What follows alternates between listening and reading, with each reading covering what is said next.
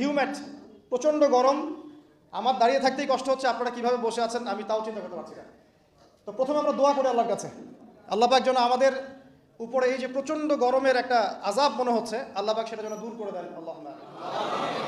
আল্লাহ পাক যেন আমাদের উপরে তার রহমতের বৃষ্টি বর্ষণ করেন, আমিন। আল্লাহুম্মা আগিসনা, আল্লাহুম্মা আগিসনা, আল্লাহুম্মা আগিসনা। হে আল্লাহ, আপনি আমাদের উপরে বৃষ্টি বর্ষণ করুন, আমিন। মুষলধারে উপকারী বৃষ্টি আল্লাহ আপনি আমাদের উপর বর্ষণ করুন, আমিন। তো যেটা বলছিলাম, যে এই 7টা আসমানের উপরে আছে কুরসি, তার উপরে মহাসাগর, তার উপরে আছে আরশে আজিম। যে আরশে আজিমের 8টা খুঁটি আছে। কটা খুঁটি? 8টা খুঁটি ধরে আছেন মাত্র 8 জন ফেরেশতা। সূরা হাক্কার মধ্যে এটা আছে। কোন সূরা? হাক্কা। এই 8 জন ফেরেশতা এটাকে বহন করে কিয়ামতের দিন নিয়ে আসবেন। সুবহানাল্লাহ। তো তাদের শক্তি চিন্তা করেন। আর একজন ফেরেশতার ফুৎকারে এই যে দেখছেন গ্যালাক্সির পর গ্যালাক্সি হাবিজাবি সব ধ্বংস হয়ে যাবে। একজন ফেরেশতার ফুৎকারের মাধ্যমে ধ্বংস হয়ে যাবে। এরপরে আল্লাহ বলছেন আফালা তুমিনুন, আফালা ইউমিনুন, এরপরেও কি তোমরা ঈমান আনবে না?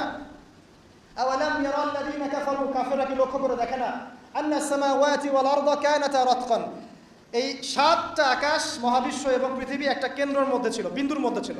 ফাফাতাকনাহুমা, আমি এটাকে বিভক্ত করে দিলাম, আমি বিভক্ত করে দিলাম। আল্লাহ বলছেন ফাফাতাকনাহুমা ওয়াজআলনা মিনাল মাই কুল্লা শাইইন হাই, এবং প্রত্যেক জীবন্ত প্রাণকে সৃষ্টি করলাম পানি দিয়ে। আমাদের কোষের মধ্যে সাইটোপ্লাজমে পানির পরিমাণ কত পার্সেন্ট? নিউক্লিয়াসের মধ্যে পানির পরিমাণ কত পার্সেন্ট? বেশিরভাগই পানি। পড়াশোনা করেন, পানি দিয়ে তৈরি করে 70 to 80%। আফালা ইউমিনুন, এরপরে আল্লাহ বলছেন তবুও কি তারা বিশ্বাস করবে না? তো ওই আরশে আজিম ধরে আছেন 8 জন ফেরেশতা। তারপর আরশে আজিমের উপরে আল্লাহ রাব্বুল আলামিন। তো আল্লাহ রাব্বুল আলামিন এই যে প্রথম মহাবিশ্ব দেখছেন, এর ঊর্ধ্বে অবস্থান করছেন। তার মানে এখানে যে সময় চলছে, অতীত, এখানকার ভবিষ্যৎ, এখানকার বর্তমান, আল্লাহ পাক এই 3 কালের ঊর্ধ্বে অবস্থান করছেন। আল্লাহ পাক যখন বলছেন যে আবু লাহাব জাহান্নামে যাবে, আল্লাহ পাক দেখে দেখে বলছেন, এই যে ভবিষ্যৎটা আল্লাহ পাক দেখছেন, আবু লাহাব এখানে আছে, এখন ইন ফিউচার এখানে যাবে, এখানে গিয়ে সে জাহান্নামে যাবে। আল্লাহ চোখের সামনে সব। আমাদের কাছে মনে হচ্ছে অতীত, বর্তমান, ভবিষ্যৎ, আল্লাহর সামনে এগুলো কিছুই নাই। ওই যে নক্ষত্রের কথা বলা হচ্ছে, এটা অতীতকালের ছবি, কত বছর আগের ছবি, এত বিলিয়ন বছর আগের ছবি। মানে আপনি আমি আকাশে যা দেখি এগুলো পাস্ট টেন্স, অতীতকাল। এটা সূর্য আপনি দেখছেন, এখন এটা 8 মিনিট 20 সেকেন্ড আগের সূর্য। ওদের থিওরি মতে আলো আসতে যে সময়টুকু লাগে, এই সময়টুকু চলে যাচ্ছে আপনার। আলো আসতে কতটুকু সময় লাগে পৃথিবীতে? 8 মিনিট 19 সেকেন্ডের মতো। তার মানে আপনি যে সূর্যটা দেখছেন, এটা আসলে 8 মিনিট 19 সেকেন্ড আগের সূর্য। তার মানে আমরা যা দেখছি আকাশে সব পাস্ট টেন্স, অতীতকাল। তাহলে যদি সূর্য থেকে পৃথিবীকে দেখা যায়, তাহলে ওরা পৃথিবীর অতীতকাল দেখবে। কথা কি বুঝতে পারছেন?